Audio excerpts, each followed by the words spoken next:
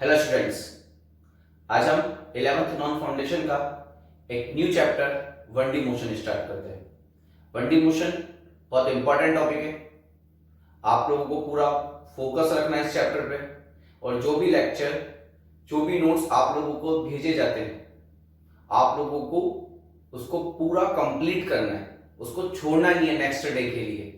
जो भी है उसी दिन अपन लोगों को वो पूरा कंप्लीट करना है, और किसी भी तरीके का अगर कोई डाउट आता है तो आप लोगों को डाउट क्लियर करना है। ठीक बेटा, अब यहां से अपन लोगों की फिजिक्स एक तरीके से अगर मैं बात करूं तो स्टार्ट होती है। अभी तक अपन लोगों का इंट्रोडक्शन चल रहा था, मैथमेटिकल टूल चल रहे थे, जिसमें अपन लोगों ने वेक्टर डिस्कस कर लिया, जिसमें अपन लोगों ने इंटीग्रेशन डिस्कस कर लिया, जिसमें अपन लोगों ने डिफरेंशिएशन डिस्कस कर लिया। अब अपन लोग स्टार्ट करते हैं 1D मोशन। तो 1D मोशन के लिए अगर मैं बात करता हूं तो आप देखना, हर वो मोशन आप लोगों के पास 1D मोशन है जिसमें when particle moves in a straight line, it means जब आप लोगों के पास पार्टिकल एक स्ट्रेट लाइन में मूव करेगा तो इस तरीके का जो आप लोगों के पास मोशन होगा, ये मोशन आप लोगों के पास कौन सा मोशन होगा? आप लोगों के पास 1D मोशन होगा।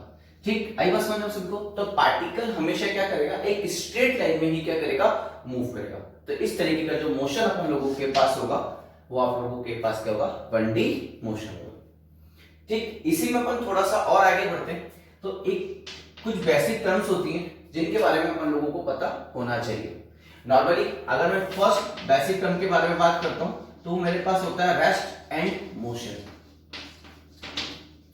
कि आपको नॉर्मली रेस्ट एंड मोशन पर अगर मुझे बात करना है, ठीक, तो अपन इसको किस तरीके से डिफाइन करेंगे? कोई भी ऑब्जेक्ट अगर रेस्ट है तो आपको कैसे पता लगेगा कि ये रेस्ट है, और अगर कोई ऑब्जेक्ट मोशन में है तो अपन को कैसे पता लगेगा कि वो मोशन में है?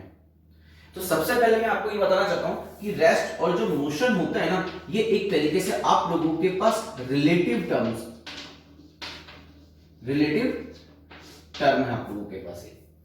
इट मींस जब भी आप कोई भी ऑब्जेक्ट को बताएंगे कि रेस्ट पर है या फिर मोशन है, तो आप किसी ना किसी से उसको रिलेट करेंगे, कंपेयर करेंगे, तब जाके आप बता पाएंगे। अगर मैं सिंपल सी बात करूं तो अगर मैं आप लोगों से पूछूं कि अभी मैं मोशन में हूं या फिर रेस्ट में हूं, तो आप सभी बोलेंगे कि सर आप रेस्ट में हैं। क्यों? क्योंकि मेरी पोजीशन इस बोर्ड के रिस्पेक्ट में चेंज नहीं हो रही है। लेकिन अगर यही मून पे बैठा हुआ कोई स्टूडेंट है और वो अगर मुझे देख रहा है तो उसके लिए मैं मोशन में हूं। क्यों? क्योंकि अपनी अर्थ सन के अराउंड रिवॉल्व कर रही है, और साथ ही साथ अपनी एक्सिस पर भी क्या करती है? वो रिवॉल्व होती है। तो अगर वहां पे कोई बैठा हुआ है तो उसके लिए मोशन में हूं, लेकिन आप सबके लिए रेस्ट पे हो। अरे बात समझो सभी को?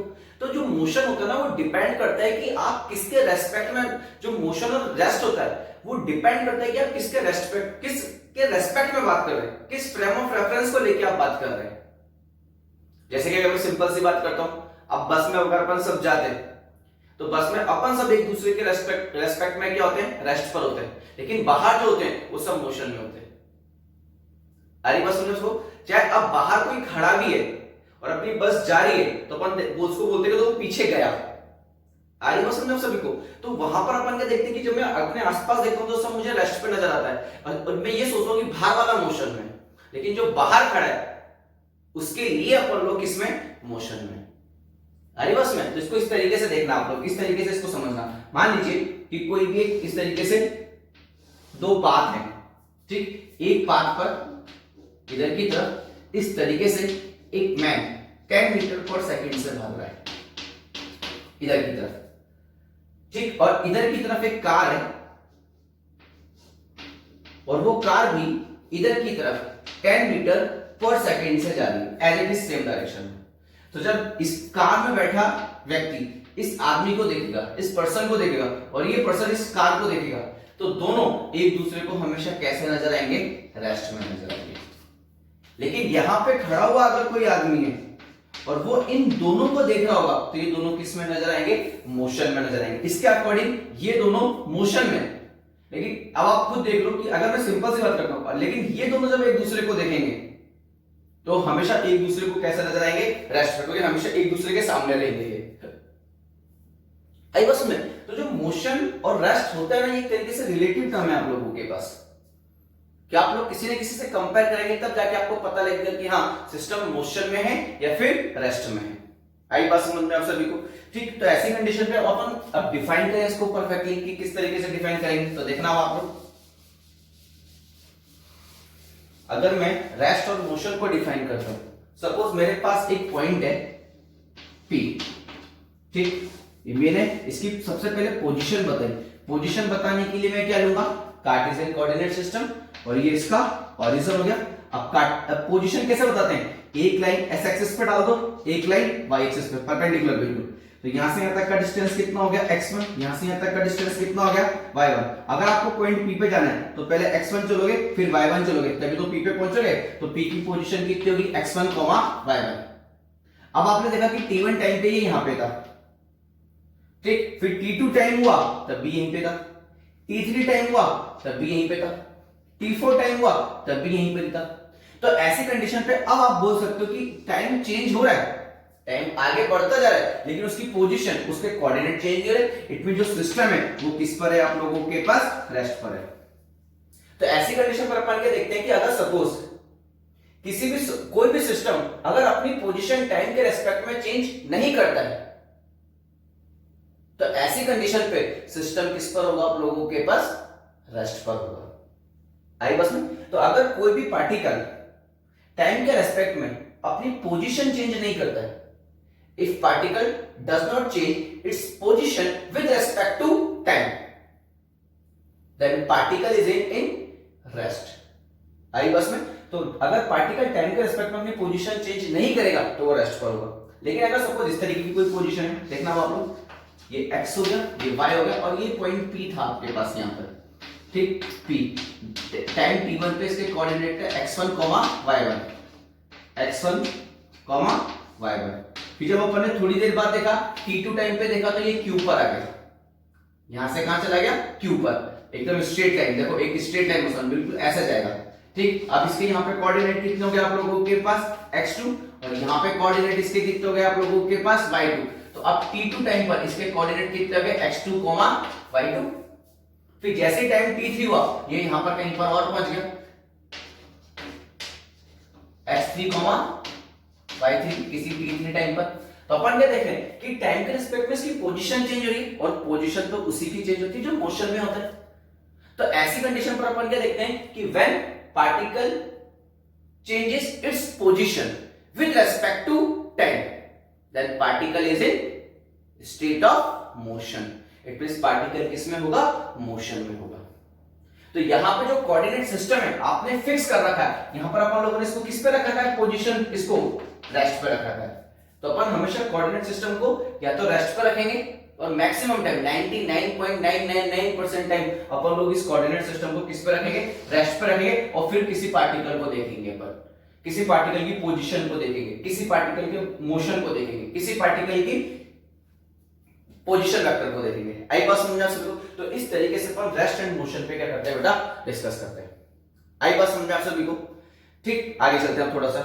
अब 1D मोशन में जब अपन आगे बढ़ते हैं तो सबसे पहली जो अपने पास टर्म आती है जिसको अपन लोगों को बहुत अच्छे से देखना होता है, वो आप लोगों के पास होता है डिस्टेंस एंड डिस्प्लेसमेंट। जो पहली टर्म आप लोगों के पास आती है वो होता है आप लोगों के पास डिस्टेंस एंड डिस्प्लेसमेंट। तो ये दो टर्म आप लोगों को बहुत अच्छे से देखनी है। अब डिस्टेंस और डिस्प्लेसमेंट को अगर मुझे डिफाइन करना है तो देखना किस तरीके से अपन लोग इसको डिफाइन करते हैं। मान लेते हैं कि आप पोजीशन ए पर थे, पोजीशन ए आप लोगों की होगी हमेशा इनिशियल पोजीशन।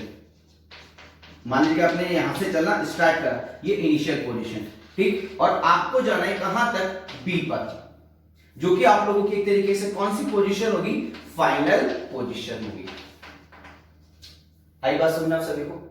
तो अब मुझे ए से बी पर जाना है, तो आप नॉर्मली मान लीजिए कि आपको अपने घर से स्कूल जाना है, तो फैक्ट है एक पॉइंट से दूसरे पॉइंट पे जाने के लिए मेरे पास बहुत सारे पाथ होते हैं, ठीक। हो सकता है कि मैं इस वाले पाथ को फॉलो करूं, हो सकता है कि मैं इस वाले पाथ को फॉलो करूं, और हो सकता है कि मैं बिल्कुल इस वाले पाथ को फॉलो करूं, देखो इस वाले पाथ को।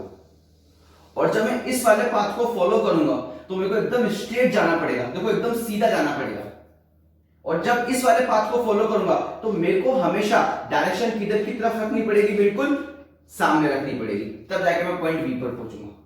तो अब अगर आप इस वाले पाथ को देखोगे ए से बी, अगर आपने ये दोनों point initial and final position अगर आपने दोनों फिक्स कर रखी है, तो आप देखो ये जो लाइन होगी, ये जो पाथ होगा, ये पाथ आप लोगों के पास सबसे शॉर्टेस्ट पाथ होगा।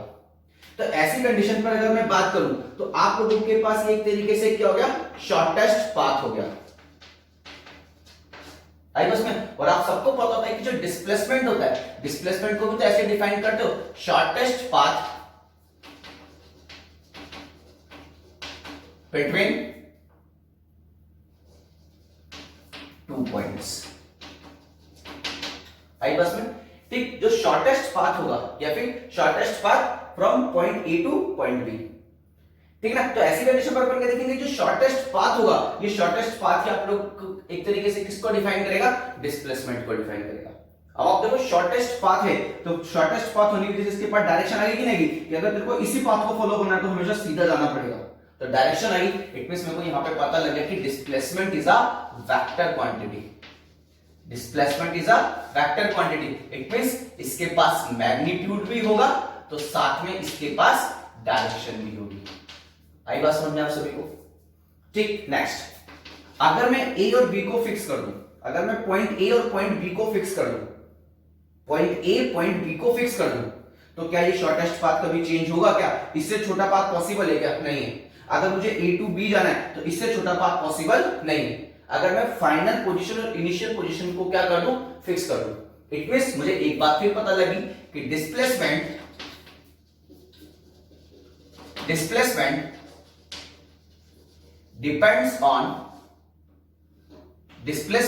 depends on final and initial position।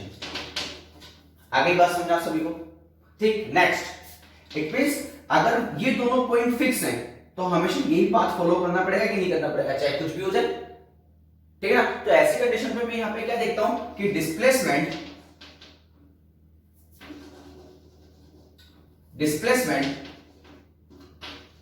does not depend on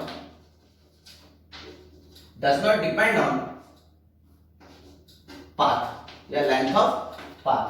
अपन तो पाथ लेते हैं, does not depend on path मतलब वो पाथ पे डिपेंड नहीं करता है, वो हमेशा फाइनल और इनिशियल पोजीशन जहां पर भी उसे एक स्ट्रेट लाइन बना दो, वही आप लोगों के पास हमेशा क्या होगा, डिस्प्लेसमेंट होगा, ठीक। अब अपन क्या बोल रहे हैं, शॉर्टेस्ट पाथ या शॉर्टेस्ट लेंथ ऑफ पाथ। अब लेंथ आ गई तो फिक्स है कि इसका जो यूनिट होगा वो यूनिट आप लोगों के पास क्या होगा, मीटर होगा। आई बस में।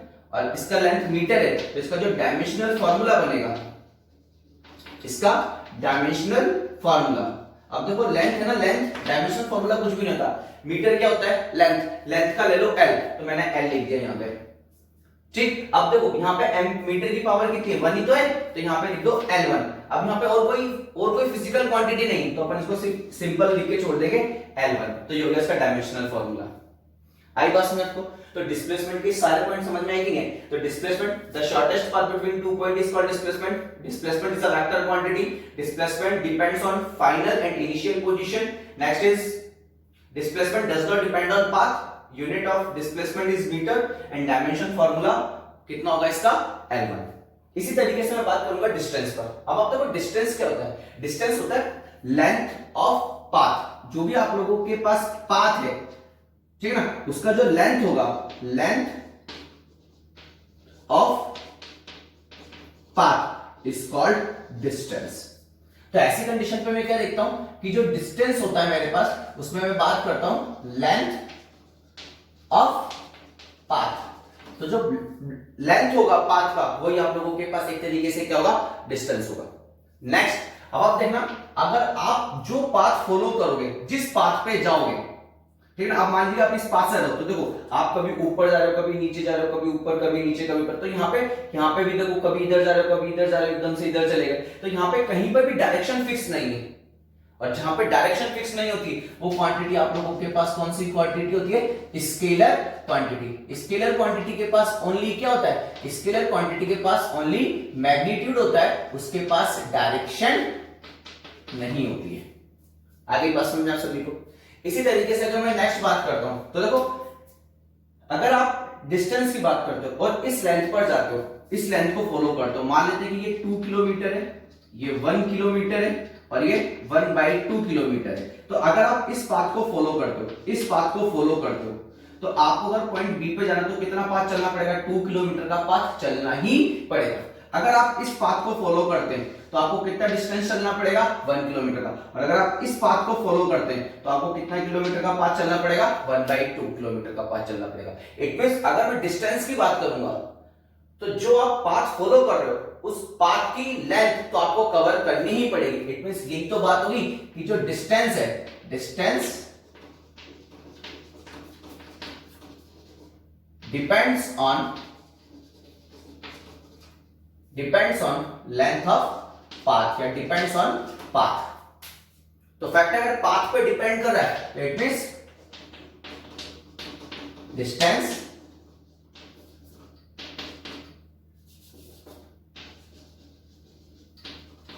does not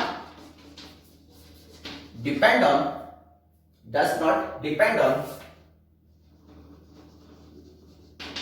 initial and final position।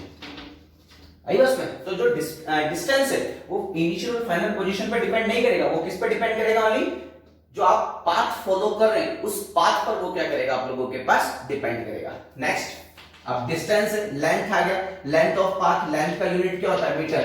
तो डिस्टेंस का यूनिट भी आप लोगों के पास क्या होगा? मीटर होगा, ठीक। और इसका जो डायमेंशनल फॉर्मूला होगा आप लोगों के पास, इसका जो डायमेंशनल फॉर्मूला होगा आप लोगों के पास, वो डायमेंशनल फॉर्मूला आप लोगों के पास कितना होगा? L1। मीटर मतलब लेंथ, लेंथ का L ले लो, पावर कितनी है? 1, तो L1। तो इस तरीके से अपन डिस्टेंस और डिस्प्लेसमेंट पे क्या करते हैं बेटा? बात करते हैं। तो जब भी अपन डिस्टेंस और डिस्प्लेसमेंट पे बात करते हैं तो आपको ये डिफरेंस तो पता होना ही चाहिए। देखो एक बार, अब आप यहाँ पे एक चीज और नोटिस करना कि अगर आप ये वाला पाथ फॉलो करते हैं 2 किलोमीटर वाला और ये वाला पाथ है 1/2 किलोमीटर, तो इस जगह तो अपन को ये देखने को साफ मिल गया कि डिस्टेंस ग्रेटर देन होगा किससे? डिस्प्लेसमेंट से। मतलब डिस्टेंस हमेशा बड़ा होगा किससे? डिस्प्लेसमेंट से। लेकिन अगर सपोज आपको ये दोनों पाथ है ही नहीं, केवल यही पाथ है, ओनली यही पाथ, ओनली ये दोनों पाथ आपके पास है ही नहीं, अवेलेबल ही नहीं आपके पास ये दोनों पाथ, तो फिक्स है आपको हमेशा इसी पाथ पे चलना पड़ेगा। जैसे मान लीजिए कि दो अलग अलग घर है, ठीक है ना, दोनों के जो छत है वहां पर अपन रूफ पे अपन ने एक रस्सी बांधी सीधी सी और एक चींटी को उस पे छोड़ दिया अपन ने, तो चींटी हमेशा वो स्ट्रेट लाइन पे चलेगी कि नहीं चलेगी? अब दोनों के घर के बीच का डिस्टेंस मान लेते हैं 10 मीटर है, तो अगर मैं वहां पर बात करूंगा तो चींटी हमेशा एक स्ट्रेट लाइन में मूव करेगी कि नहीं करेगी? एकदम सीधा, कभी डायरेक्शन चेंज नहीं करेगी वहां पर। तो वहां पे मैं क्या देखूंगा? तो वहां पे मैं एक स्टेटमेंट बनूंगा, when particle moves in a straight line without changing its direction then distance is equal to magnitude of displacement. वो अपन अभी डिस्कस करेंगे, पहले ये देखो आप लोग एक बार अच्छे से।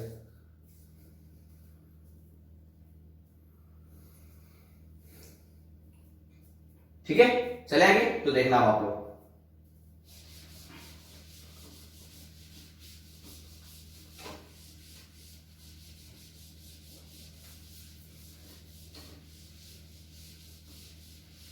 देखना आप लोग, यहां पर अपन एक पॉइंट लिखते हैं। यहां पे पॉइंट ये है आप लोगों के पास, when particle moves in a straight line without changing its direction, then distance equal to magnitude of displacement। अब आप देखना मैंने मैग्नीट्यूड ऑफ डिस्प्लेसमेंट क्यों बोला? क्योंकि डिस्टेंस तो स्केलर क्वांटिटी है, उसके पास मैग्नीट्यूड होगा, तो फिक्स है, अगर उसको डिस्प्लेसमेंट से कंपेयर करना है तो डिस्प्लेसमेंट का भी ओनली क्या लेना पड़ेगा मुझे? मैग्नीट्यूड। इट मींस अगर सपोज कोई एक पार्टिकल, इसको ऐसे देखो ना, मान लीजिए कि आपको पॉइंट ये इनिशियल पॉइंट हो गया, ये आपके पास फाइनल पॉइंट हो गया और ये वाला डिस्टेंस आप लोगों के पास कितना हो गया? 5 किलोमीटर हो गया। आपके पास इसके अलावा कोई पाथ नहीं है, तो अब आपको यहां से यहां जाना है। जब आप यहां से यहां पहुंच जाएंगे जब आप यहां से यहां पहुंच जाएंगे तो फिर से जब आपसे यहां बैठ के पूछेंगे, यहां पे जैसे आप पहुंचेंगे और आपसे पूछेंगे कि आप कितना डिस्टेंस चल गए, तो आप 5 किलोमीटर तो बोलोगे। और अगर आपसे पूछेंगे कि आप कितना डिस्प्लेसमेंट, मतलब मैग्नीट्यूड पूछेंगे डिस्प्लेसमेंट का कि आपने कितना डिस्प्लेसमेंट करा, तब भी तो आप 5 किलोमीटर बोलोगे कि नहीं बोलोगे? तो आप बोलोगे कि यहाँ पे एक ही पाथ था और पार्टिकल अपनी डायरेक्शन चेंज नहीं करी, और पार्टिकल अपनी डायरेक्शन चेंज नहीं करेगा, एकदम सीधा मूव करेगा, तो ऐसी कंडीशन पर डिस्टेंस और डिस्प्लेसमेंट का मैग्नीट्यूड हमेशा क्या होगा बेटा? इक्वल होगा। लेकिन अगर मैं नॉर्मल बात करता हूं कि अगर आपके पास पाथ है इस तरीके से, अब आप देखो ये वाला पाथ हमेशा, इस पाथ का जो लेंथ होगा और यहाँ पे कोई डायरेक्शन नहीं, तो इस पाथ का जो लेंथ होगा आप लोगों के पास, वो लेंथ हमेशा इससे बड़ा होगा। तो अगर मैं नॉर्मल केसेस में बात करूंगा तो आप लोगों के पास जो डिस्टेंस है, ठीक ना, हमेशा ग्रेटर देन होगा और एक केस में इक्वल होगा, और वो केस कब होगा? When particle moves in straight line without changing its direction. तो ऐसी कंडीशन पर distance always greater than and equal to magnitude of displacement. आई बात समझ आपको? कभी भी डिस्प्लेसमेंट बड़ा नहीं हो सकता है किससे? डिस्टेंस से, क्योंकि अब जब डिस्प्लेसमेंट अगर बड़ा हो गया तो वो डिस्टेंस में कन्वर्ट हो जाएगा, और जो छोटा जाएगा वो ऑटोमेटिकली किसमें कन्वर्ट हो जाएगा? डिस्प्लेसमेंट में कन्वर्ट हो जाएगा कि नहीं?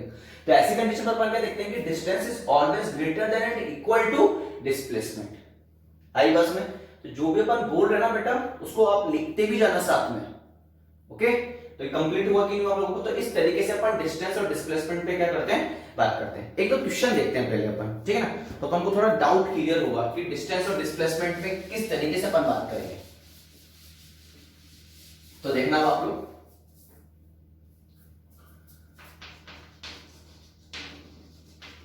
Find out distance and displacement. अब आपको एक क्वेश्चन दे दिया इस तरीके से, देखना कि मान लीजिए कोई पार्टिकल है ए टू बी मूव कर रहा है, बस ए टू बी एकदम स्ट्रेट जा रहा है इस तरीके से, ठीक है, और ये पाथ दे दिया आप लोगों को 5 मीटर। आप पूछ रहे हैं कि डिस्टेंस कितना है, तो आप क्या बोलेंगे? डिस्टेंस बोलेंगे आप 5 मीटर। अगर वो मैग्नीट्यूड पूछेगा, मैग्नीट्यूड अब अगर मैं यहाँ पे डिस्प्लेसमेंट लिख रहा हूं ना, ठीक है ना, डिस्प्लेसमेंट, अपन डिस्टेंस को लिख देते हैं एस से और डिस्प्लेसमेंट को लिख देते हैं डी से, तो वो आप लोगों के पास, अपन ओनली मैग्नीट्यूड पे बात कर रहे हैं अभी बेटा, ठीक, तो वो भी आप लोगों के पास कितना होगा? 5 मीटर होगा। आगे बस में, क्योंकि एक ही तो पाथ है, ठीक है। अब आपको ध्यान से देखना नेक्स्ट, मान लीजिए एक पार्टिकल ए से चलना स्टार्ट करता है, ठीक, और वो पहले बी पे जाता है, और जब वो यहां से यहां तक जाता है तो मान लीजिए कि 3 मीटर का डिस्टेंस ट्रेवल करता है, ठीक, पाथ का जो लेंथ होता है वो होता है 3 मीटर, उसका बी से सी जाता है वो, और यहां पे जाके रुक जाता है, और ये पाथ चलता है वो कितना? 4 मीटर।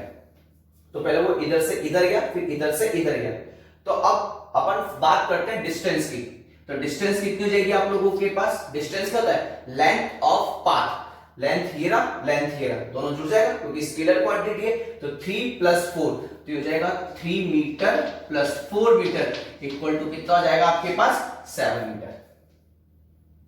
आई बात समझ में? और इसी तरीके से अगर मैं अब यहां पे बात करता हूं कि डिस्प्लेसमेंट कितना होगा, अब डिस्प्लेसमेंट क्या होता है? डिस्प्लेसमेंट होता है शॉर्टेस्ट पाथ बिटवीन 2 पॉइंट्स, और वो 2 पॉइंट कौन सा होता है? Initial and final. अब देखो ये इनिशियल है और ये फाइनल है, अब इन दोनों पॉइंट को अपन क्या करेंगे? एक स्ट्रेट लाइन के थ्रू इस तरीके से मिला देंगे, और यही आप लोगों के पास एक तरीके से, ये तो शॉर्टेस्ट, इससे शॉर्टेस्ट पाथ नहीं हो सकता, क्या सोच के देख लो, और यही आप लोगों के पास एक तरीके से क्या होगा? डिस्प्लेसमेंट होगा।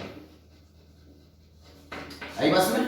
अब आप देखना ये 90 डिग्री 3 4, तो मैं इसको ऐसे तो लिख सकता हूं 3 का स्क्वायर प्लस 4 का स्क्वायर, तो ये रूट में 25 हो जाएगा कि नहीं जाएगा? तो आंसर आ जाएगा आपके पास 5 मीटर। तो डिस्प्लेसमेंट कितना हो गया आप लोगों के पास? 5 मीटर हो गया।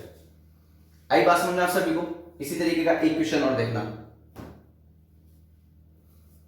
ठीक, इसी तरीके का एक क्वेश्चन और देखना, डिस्टेंस और डिस्प्लेसमेंट आपको बतानी है, ठीक है।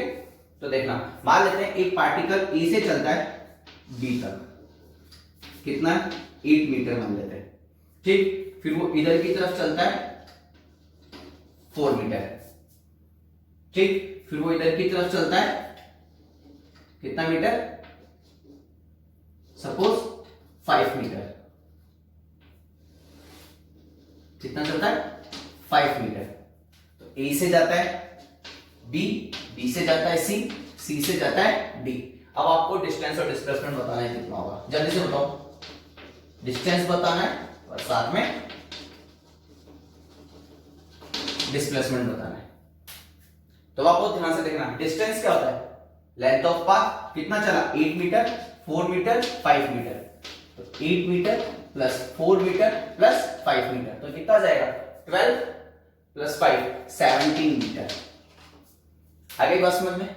नेक्स्ट देखना आप लोग डिस्प्लेसमेंट। डिस्प्लेसमेंट की अगर मैं बात करता हूं तो डिस्प्लेसमेंट क्या होगा, इनिशियल और फाइनल पोजीशन को एक लाइन से जोड़ दो, यही तो आपके पास क्या होगा डिस्प्लेसमेंट होगा कि नहीं होगा, शॉर्टेस्ट पाथ बिटवीन 2 पॉइंट्स। अब आप बहुत ध्यान से देखना, अब मुझे ये कैलकुलेट करना है, ये कैलकुलेट करने के लिए मैंने यहां से एकदम सीधी एक लाइन नीचे डाल दी। अब आप बहुत ध्यान से देखना, अगर ये 5 मीटर है, ये 5 मीटर है, तो यहां से यहां तक ये भी तो 5 मीटर होगा कि नहीं होगा आपके पास, ये 5 मीटर हो गया, ठीक। अगर ये यहां से यहां तक 4 मीटर है, तो ये भी यहां से यहां तक ये पूरा 4 मीटर होगा कि नहीं होगा। अब ये पूरा यहां से लेके यहां तक 8 था, इसमें से 5 चला गया, तो ये वाला डिस्टेंस आप लोगों के पास कितना बचेगा, 3 मीटर बचेगा कि नहीं बचेगा। अब आप देखो, ये है आपके पास 3 और ये है आपके पास 4, आई बस में। तो फैक्टर अब आप देख लो, ये 90 डिग्री हो गया ना, तो अब वापस ये क्या हो जाएगा आप लोगों के पास 3 का स्क्वायर प्लस 4 का स्क्वायर, तो ये रूट में कितना आ जाएगा 25। तो आप लोगों के पास आंसर कितना आ जाएगा 5 मीटर। तो इस तरीके से अपन लोग डिस्टेंस और डिस्प्लेसमेंट पे क्या करते हैं बेटा, बात करते हैं। देखो एक बार इसको पहले